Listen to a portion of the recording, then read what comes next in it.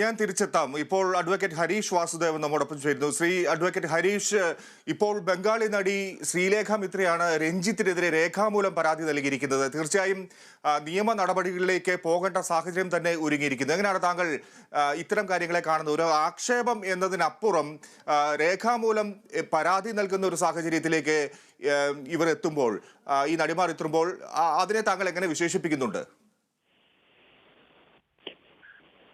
Criminal പ്രോസിക്യൂഷനെ സംബന്ധിച്ചിടത്തോളം ഒരു ആരോപണം കൃത്യമായി വസ്തുതയോടുകൂടി പൊതുരംഗത്ത് ഒരു ഇൻഫർമേഷൻ ആയിട്ട് കിട്ടുന്നതും ഒരു ഇമെയിലായിട്ടോ ഒരു വെള്ളക്കടലാസിലോ കിട്ടുന്നതും വലിയ വ്യത്യാസം. എന്നാൽ സർക്കാരിന്റെ ഒരു പൊസിഷൻ, ഒരു സ്റ്റാൻഡ് ഇത് രേഖാമൂലം കിട്ടിയാൽ മാത്രമേ അന്വേഷിക്കൂ എന്നുള്ളതായിരുന്നു. ഇപ്പൊ രേഖാമൂലം കിട്ടിയിരിക്കുന്നു. ഞാൻ ആ നടിയുടെ ഭാഗത്ത് നിന്ന് ആലോചിക്കുകയായിരുന്നു. കേരളം വളരെ സത്യസന്ധതയ്ക്കും നീതിക്കുമൊക്കെ പേര് കേട്ടിട്ടുള്ള ഒരു സ്ഥലമാണ്.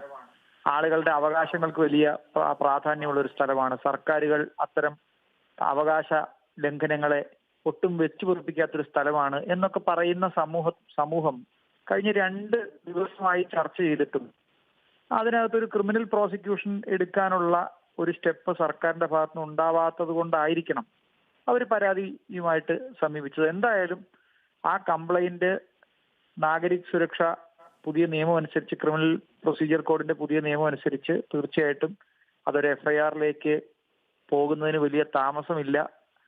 പോലീസ് കമ്മീഷണറെ സംബന്ധിച്ചിടത്തോളം ഇനിയിപ്പോൾ അതിനകത്ത് തുടർ നടപടികൾ സ്വീകരിക്കണമെങ്കിൽ എഫ്ഐആർ ഇട്ട് അന്വേഷണം നടത്തണം, അവരുടെ മൊഴിയെടുക്കണം.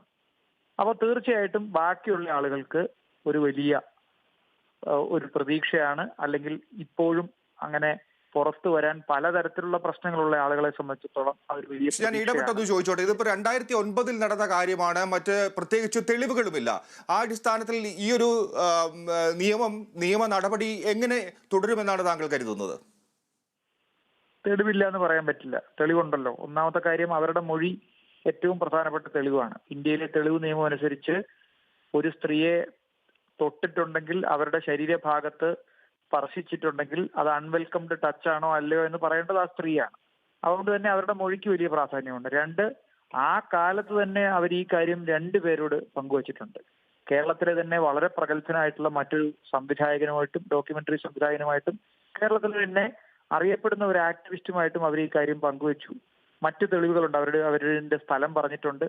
അത് ഇതിനകത്ത് ഇൻവോൾവ് ആയിട്ടുള്ള ഈ രഞ്ജിത്തിന്റെ ഒരു അസിസ്റ്റന്റ് അവരെ കോണ്ടാക്ട് ചെയ്ത കാര്യം പറഞ്ഞിട്ടുണ്ട്.